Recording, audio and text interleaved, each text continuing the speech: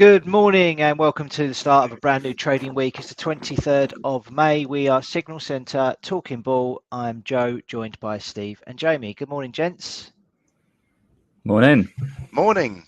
How you Good both morning. doing? All right, not too bad, thank you. Yeah, Good. not too Glad bad. to hear it. Ready for another week.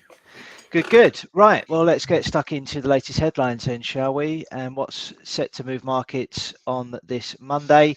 So latest headlines, ECB July rate hike is baked in. The ECB Council member Visco stated that a June rate hike was out of the question, but a July was perhaps the time to start.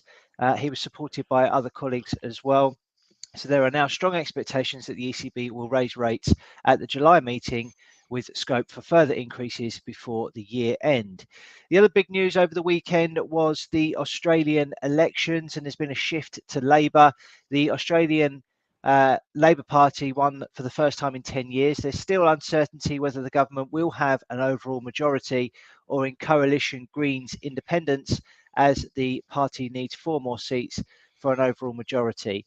The RBA, Reserve Bank of Australia, Assistant Governor Kent stated that a neutral rate for interest rates is in between the 2 to 3% range. So there are expectations that the Labor Party will increase the fiscal support for the economy, which has provided an element of support for the currency today.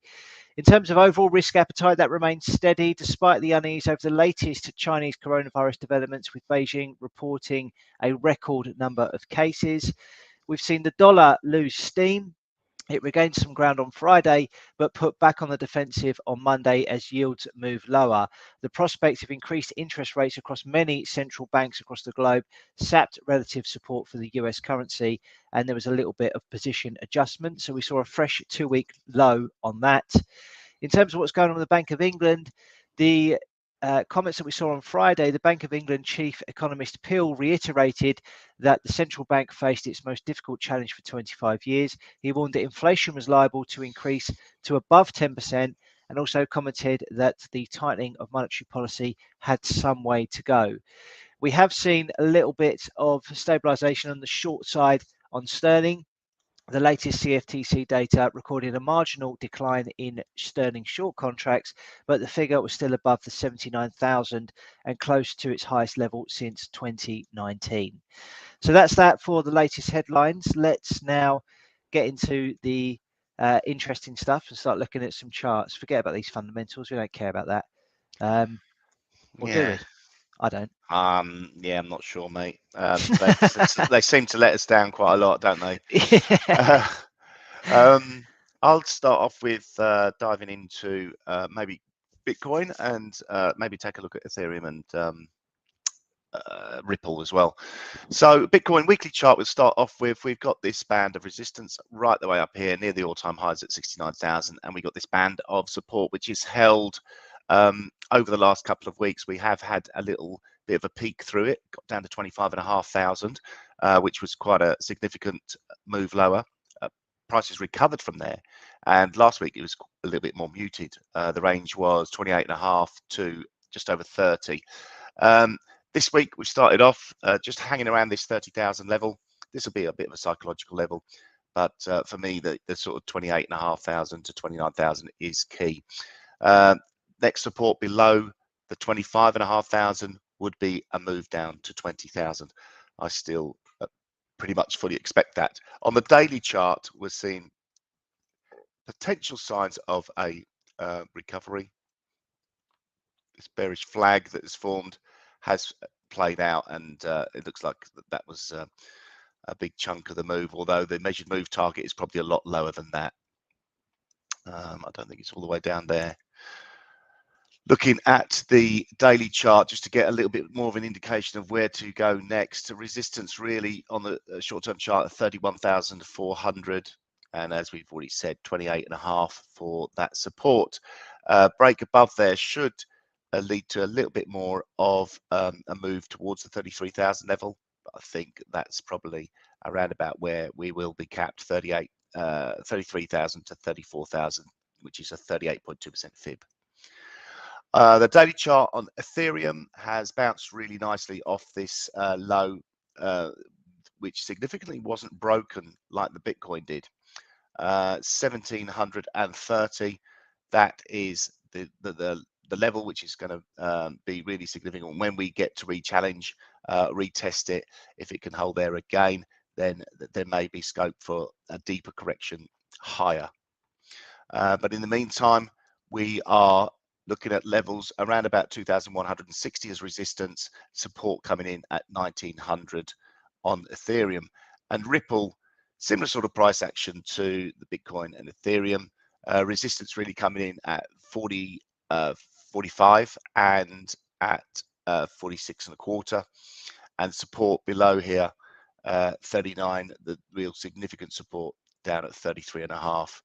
And you can see that that has some significance from way back here. Previously, back in August 2020, that was a previous all-time high. Not previous all-time high, previous swing high.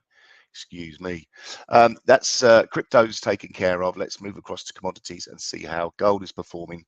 And hasn't done too badly, really. We have broken through this upward trending support line into this band of support. Previous support really is now resistance. Let's get that looking at as resistance, and we're retesting this reverse trend line now, and we're challenging it, so looking for prices to break really above 1860 to 65. If we can manage that, 1890 will be the next resistance. If it fails here, that'll be like a breakthrough, then a retest, and then further downside would be expected. So really important level for gold, this 1850 to 60 level. On crude oil, let's get rid of that. Crude oil has broken above the resistance level, the downward trending resistance level. We retested it and we did extend lower down to 103. That was the day I was looking to buy a dip, or sorry, buy and looking for this move higher, but it stopped me out. And but it has recovered, and over the next couple of days has been pretty positive and looking positive today. So next level of resistance in WTI crude oil 113, then 115.80. Support comes in the form of the previous day's low at 107.60, and also this 106.50 level I would class as a significant support. That's about it on my side. Hey, very nice. Thank you for that, Steve. Let's take a look at FX then, and starting off as always with the dollar index. So interesting moves here. We've seen first of all a break of this short-term uptrend, as we can see here, this blue line, which dates back to March, where we really started to see a little bit of a parabolic lift in the dollar. We saw it take out all of these resistances on the upside, the latest one being the 104.50 level, but we failed to hold on to those, and we've actually seen a bit of a retreat. So we saw a couple of big red candles here, most notably probably this one on the 19th of May, which is a really big engulfing candle, although we did see it hold at this trend support. We saw a doji formed on Monday, and today we're starting to see a little bit of a breakdown. We're down by 0.4% on this as things stand. So potentially we're seeing a little bit of a rounded top form here on the daily chart on the dollar index, and we could be in for a period of consolidation or a correction lower on the dollar index. I mean, the strength of the trend overall still very strong, so we could easily see it unwind some of this and still remain very bullish overall. So I'm not getting carried away or calling any sort of full-scale top on the dollar just yet, but interesting to see that could maybe be about to see a decent corrective move to the downside. And of course, that's going to help euro US dollar, and we're seeing the inverse of that. So potentially a bit of a rounding bottom taking shape here on euro US dollar. We've got some stiff resistance, however, to overcome here at 106.35. If we can do that, then potentially we'll see a little bit of a corrective move higher on euro US dollar. Still plagued by this downtrend, which goes back really to the 24th of May, and that's the right shoulder of a head and shoulders top that we drew many months ago. So still potential downtrend likely, I think, overall in the sort of more medium to long term, but there is potential here for a decent correction into this sort of region. So if we do get a break, then I'll redraw this and look for some potential upside targets on that over the short to medium term. If we take a look at cable, see what impact that's having, again, we can see a little bit of a lift off due to this dollar weakness that we've seen. We've overshot this resistance at 125.07, so we need to see if we can stick with these gains and see a potential move to the upside. I'd be targeting a move initially to this 128.46. Again, big old downtrend in play, so only likely to be a corrective move, I think, over the short to medium term. I'm not suggesting any sort of big reversal on this, but if you are long of dollars, then maybe it's time to take some of those profits and capitalize on the big strength that we've seen there over many months now. Just taking a look at Aussie as well, we can see there's been a really decent move to the upside here. We shot through all the support levels, the main one being 69.67. And it looked as though we were going to stay below these, but we've seen a really sharp fight back, and that's been helped not only by the dollar weakness, but also by what we've seen with the elections over the weekend there. So that's broken through this corrective channel and potentially offers scope for further upside in that over the short term.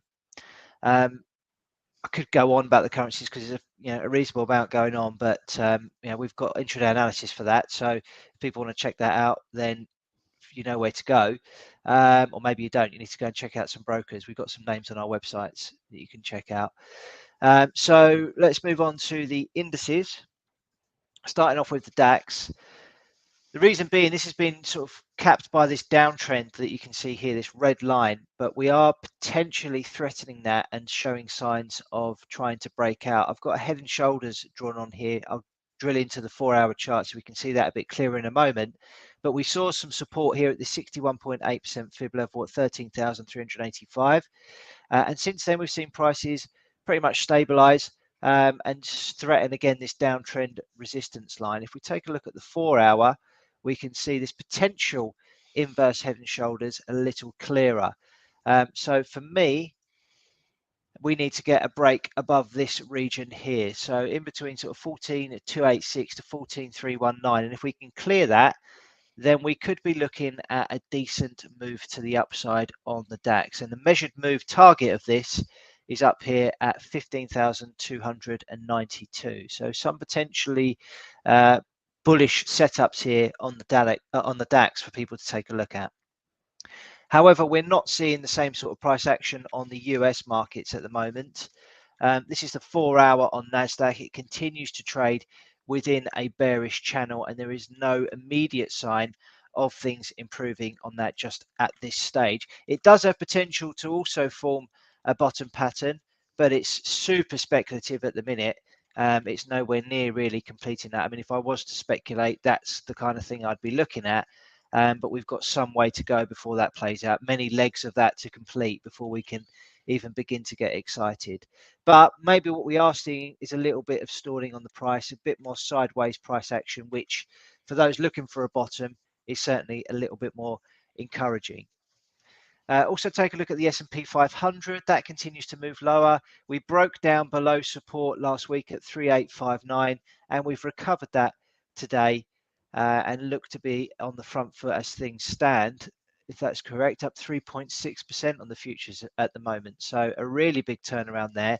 If we want that to stick, then I think we probably need to take out these highs here around 4,100 on the S&P 500. And again, that could be some sort of bottoming formation, some sort of rounding bottom that's taking shape at the moment, which would be encouraging for the bulls in the market, because they've been pretty beaten up now for a good couple of weeks, couple of months even.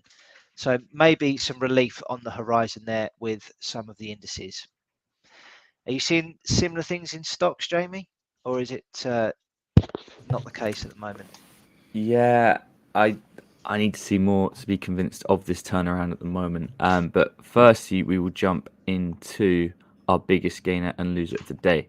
So starting off with the biggest gainer, we have Cisco Technologies, which had this really nice move through resistance. It coiled quite nicely here at this 750 level. pushed on through on FDA approval for a treatment for smallpox, and up 43% on the day, and that was after a move of about another 30% or so the day before. So is that getting a boost off of the monkeypox thing as well? I know we haven't mentioned it in the news, but anybody that's across no, that, I would it say may so. well. Yeah, It's sort of related, isn't it? Smallpox, monkeypox, a load of pox, if you ask me. Yeah, this is the news story for it. So Cisco Technology, it does FDA say approval for monkeypox there. smallpox. Yeah, so I guess maybe a couple of these will get So the boosts speculators from. will be all over that if they're Yeah, following the news. It's a very timely announcement, that. Suspiciously timely.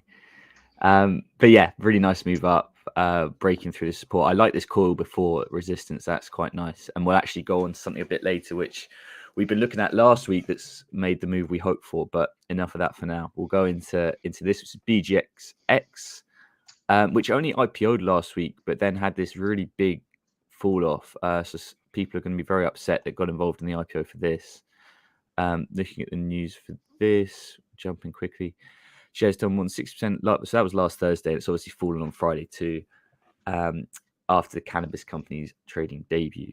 So be careful of these IPOs. Often the way with IPOs, a lot of hype before they come to the market, typically overvalued. You get the people that are in initially, they take their profits because they've had a big win. You get the people buying in at the second level who are getting involved in all the hype, and then realization sets in. So it does take a while for these things to sort of balance out and find their true value, I think.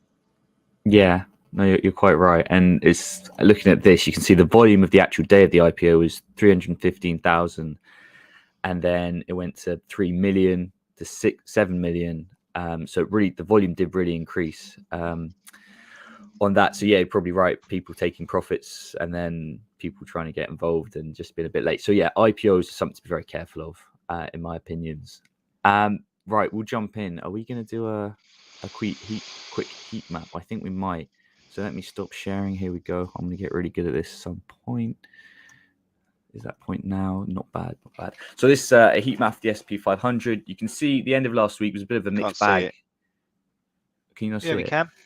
You got it? Oh, sorry, yeah, see it. Oh, all good, all good. Yeah, it's a bit of a mixed bag. You can see some of the big names, your Microsoft, Apple, Google, nothing really to be said. But the significant one for me was Tesla, down 6.42% at the end of last week. And we'll jump into Tesla's chart because it actually hit quite a significant level, in my opinion. Actually wasn't a horrible day. I know a lot of the tech stocks did sell off during the session, and we'll get onto perhaps the gun to the head trades a bit later. I know there was a nice one there from Steve for that. Yay.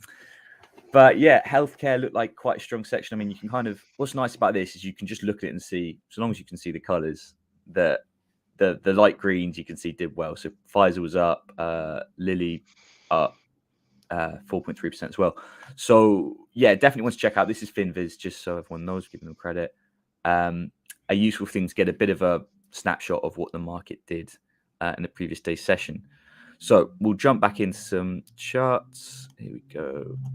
Look at this. Nice, right? We back on the charts? I hope so. What do we want to look at? I want to have a quick look at Apple. Let me zoom out here. We talked about this a lot last week. We closed right at this significant level here. This previous resistance, support. We closed there again. Key week for Apple now. If we get a close again, I think below this wick really, on the weekly time frame, we could be seeing a bit more of a sell-off. We initially looked at this as a triple top formation up here. We're pretty close to hitting that target. I think our target was around this level actually, but it's still not looking great. We've had this big climb up. We'll chuck on a fib. Why not? Let's see from COVID lows what we're seeing. So the 50% fib I think could be the next one to target. We've just hit the 38.2. You can see that hit that really nicely actually. I think if we get it, like I say, a close below the support we have here, the previous week's low and the 38.2, I think our next logical target is these previous support levels here of about 117, 118 for Apple. What else do we want to have a look at? Costco. Yeah, Costco, we did look at again towards the end of last week. We had this trend line drawn, closed at the trend line. We obviously had that big sell-off on earnings last week. Or was it earnings? Oh, maybe that was Cisco. They're too similar for me. yeah, so Costco, we did have this big sell-off though. It gapped down straight into this trendline support. Probably looking to target this 38.2% fib next. Now we'll go to Cisco, which had the earnings sell-off again. Not super healthy. There's not too much more to be said on this for now. Technically, I think we're kind of at this support level here. I need to see a lot more before I get excited about Cisco again. It's looking great now. Moderna, I want to have a quick look at on a weekly time frame. You can see on this weekly chart, we've had 4 weeks now of really tight price action and not a lot of range at all.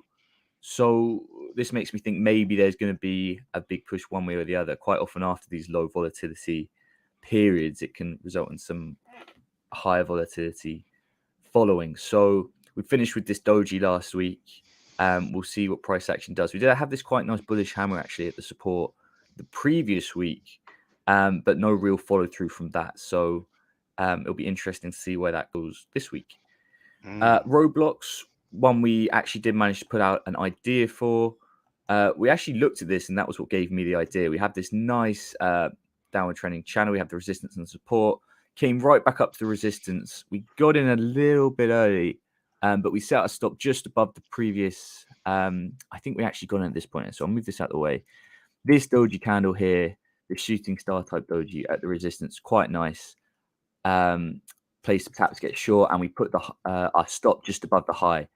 And that seems to have started quite nicely. We did obviously have a bit more of buying pressure, but came in really nicely and hit that trend line resistance, which we had drawn out before. You can see it really did hit that well. And we're having a bit of a sell-off now on Roblox. So looking for a bit of a move lower there. We wanted to check out Tesla, didn't we? Let's see. So on a weekly time frame for Tesla, we closed below the previous week's wick, which was the same level as this week we had here. This kind of 700 level was quite significant.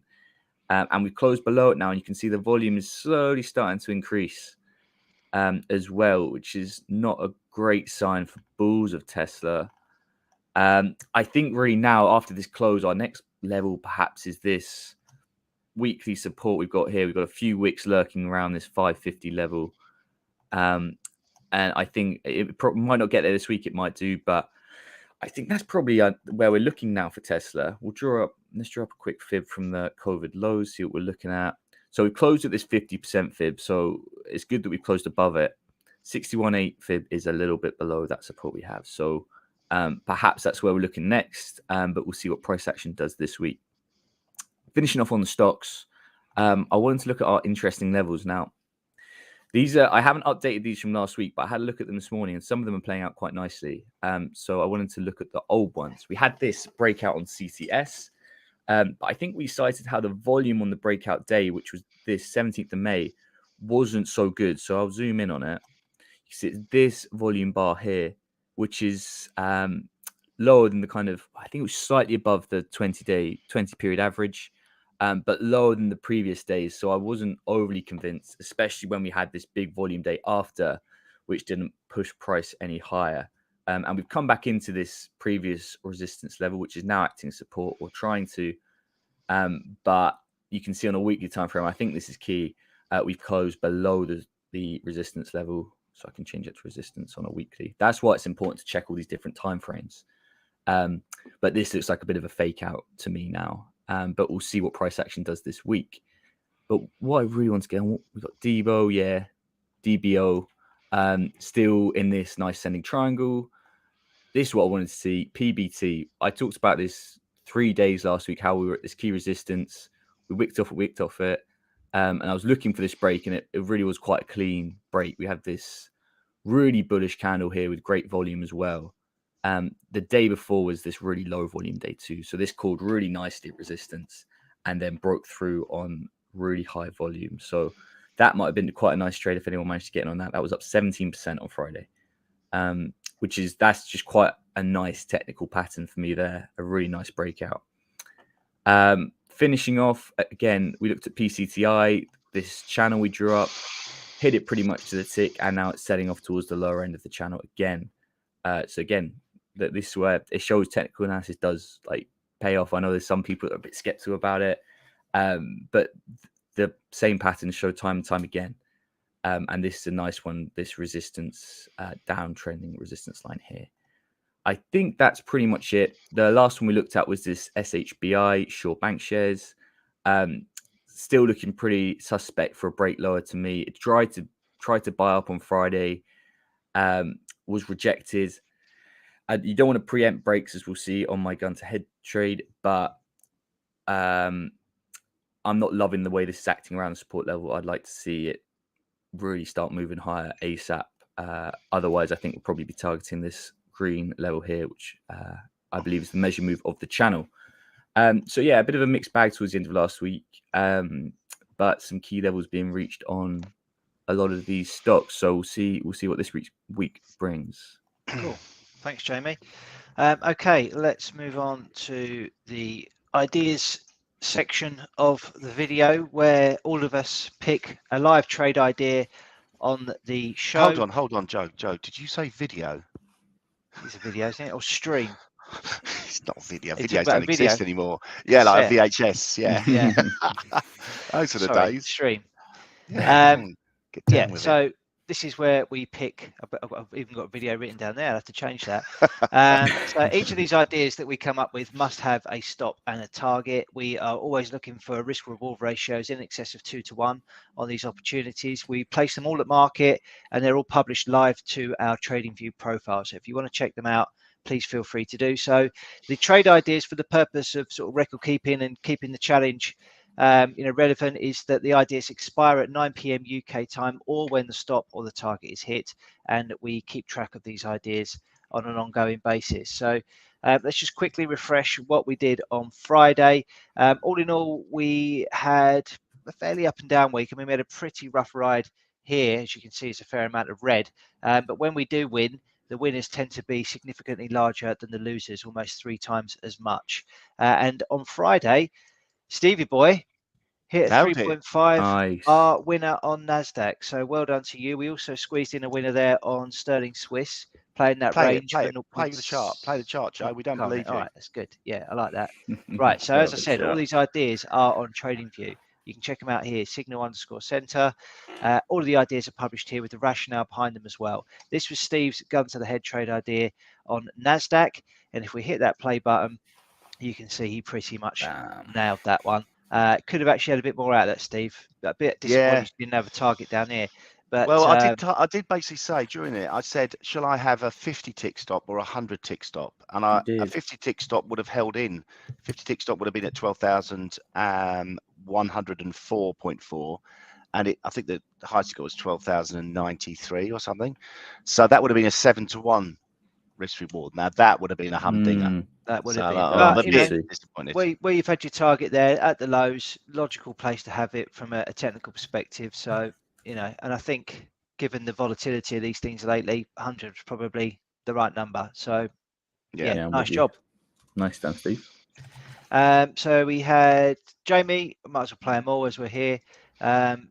You sadly were stopped out, so that was a nice tight stop. You were trying to preempt a break, which didn't come, and that is the risk, obviously, when you're trading these markets. If you're trying to look for breakdowns of significant patterns, typically you need for them to actually break before you do the trade to get that confirmation. And the final trade we had was the sterling Swiss trade, which was the 3rd time I did it in 3 days, just trying to play this range. So we had a successful sell here, got stopped out on a tiny move to the lows there, and made a little bit on Friday, 0.7R, but still looks pretty decent overall.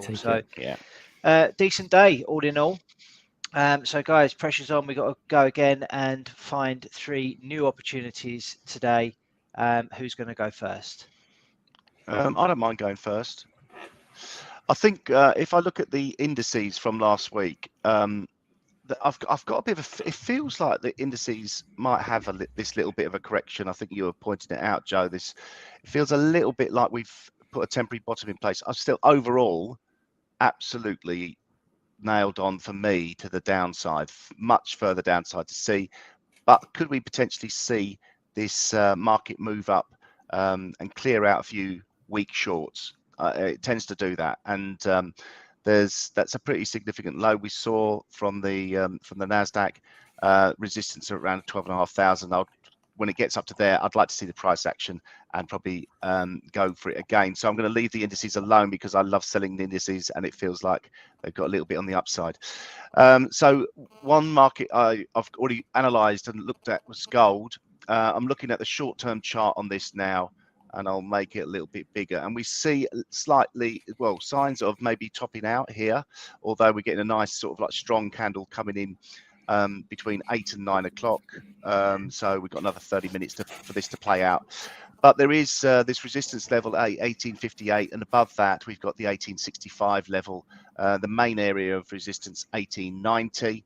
But I'm thinking that potentially we could see if the indices like pick up and dollar stays strong, then maybe a little bit of more pressure comes into the gold. That's what I'm sort of thinking from a technical perspective.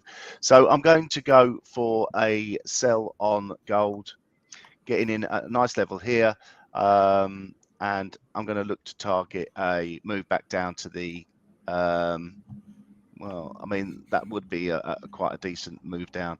I'm going to leave it there. I'm not going to adjust it too much. So getting short in gold, 1856.5.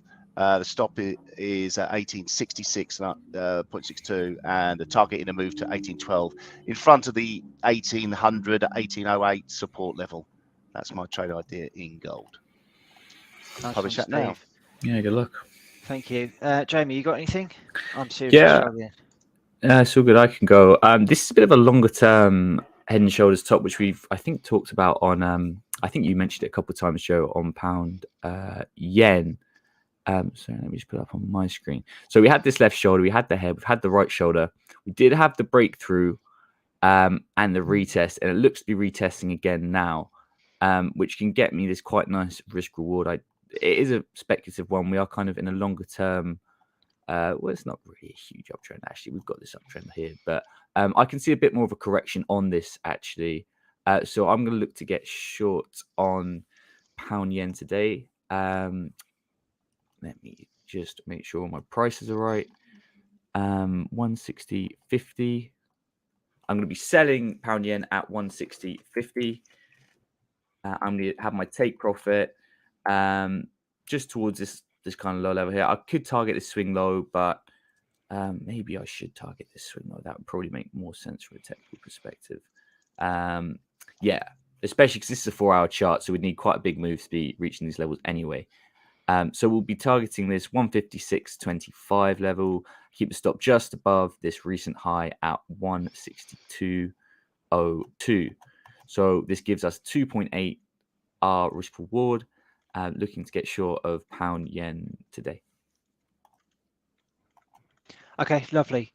You've helped me make up my mind there as well, Jamie, with what I'm going to look at, which is Aussie versus yen. So this is the 4-hour chart.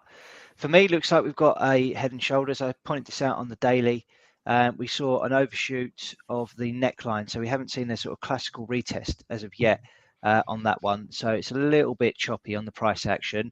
Actually, what I've got drawn on here is the visible range of volume on the chart. So we can see this like profile view here on the right hand side, and this red line indicates the point of control where most of the trade has taken place. So I've been doing a little bit more digging around into volume to see if it can offer me any more of an edge when it comes to trading. And if we look at this sort of structure here, this head and shoulders top, which I've got drawn on, we can see that most of the volume is actually taking place here at this red line, which is around 91.69, which, you know, would work quite nicely, I think, with this head and shoulders top. It would indicate that, you know, there's potentially a little bit further to go on the upside. We can see it hammered into that candle right there, that resistance right there, and did a very decent job. So there is a little bit more upside to go on that, but still, you know, I want to go with the bearish side on this. So I'm actually going to sell it with a stop loss above those highs. So selling at a price of 90.79. Stop loss is going to go at 91.69, which is just a few ticks above this point of control line.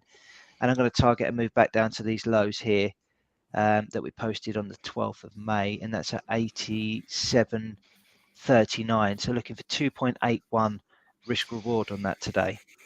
So that's my trade. Nice. Just on that note, Joe, we both watched the same video. We studied a bit more on volume and point of control, and volume profile, and that was something that I took into factor for my idea. So I'll just bring up mine quickly. And we've got the same kind of thing. So from this leg we had up, you can see most of the trading volume has happened at this red line, the point of control line. And we've hit this quite nicely coming into, obviously it changes depending on what you're looking at, but you can see really from the move we had up, most of the trading's happened around here. So that was something that I factored in when selling my short as well. So we'll see if that can give Joe and I a bit of an edge selling these yen pairs today. Oh, keep all them cool tools to yourself, yeah? So just a show. I mean, we watched it was a really good video actually on TradingView from a German chap who's an ex FX trader, and he was going through how to use the tools.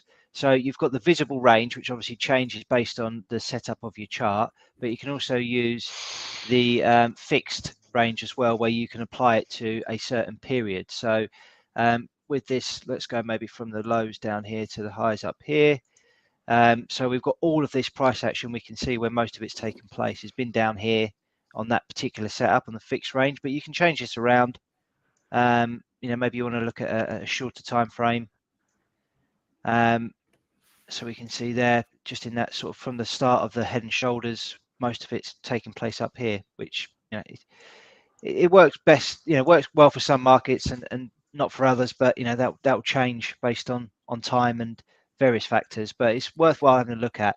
I think the main point to drive home is that obviously where most trade takes place, there are obviously pivotal levels and where the market will be controlled. And the people that are creating these footprints, where the biggest volume happens, is from banks and from institutions when they are moving markets around. So I think they're quite important areas to consider when trading.